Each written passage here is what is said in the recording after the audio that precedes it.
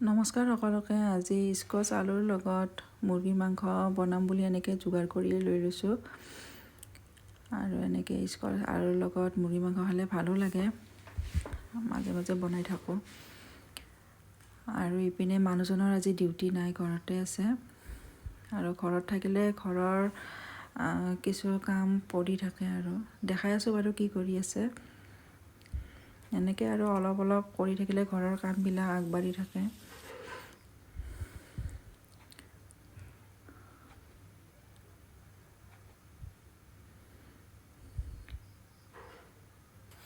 এয়া দাদাজনে টিনকেইখন চিৰিজ মাৰি আছে। তাৰমানে টিনকেইখন থৈ দিয়া আছিল, এনেকৈ মামৰে ধৰিছে।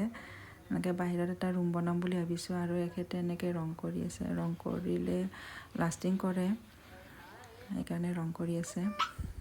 আৰু ইপিনে আমাৰ কেণ্ডি ফুকি আছে।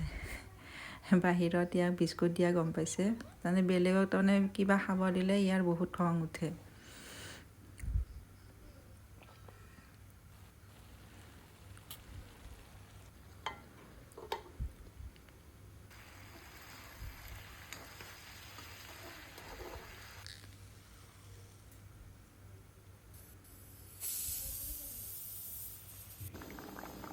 আৰু ইপিনে যিকোনো চব্জি বা মাংস হওক, মই বিলাহীটো তাৰমানে এইবিলাক সিজাৰ পিছতহে দিওঁ।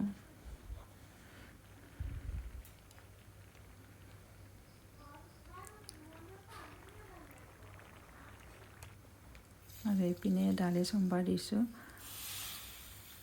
আৰু এইপিনে মোৰ মাংসখন হৈ গ'ল। আৰু ইপিনে ছোৱালী টিউশ্যনত যাব ওলাইছে। আৰু তাই ক'ৰবাত যাব ওলালে একেবাৰে দৌৰা দৌৰি লাগে। তাই নিজে ভাত খোৱাৰো সময় নাথাকে, খুৱাই দিব লগা হয়। আৰু ইপিনে কেণ্ডিক ভাত দি দিছোঁ, আৰু আমিও খাই ল'লোঁ। আৰু আবেলি সময়ত এনেকৈ টিনকেইখন ঠিক কৰি থৈ দিলে।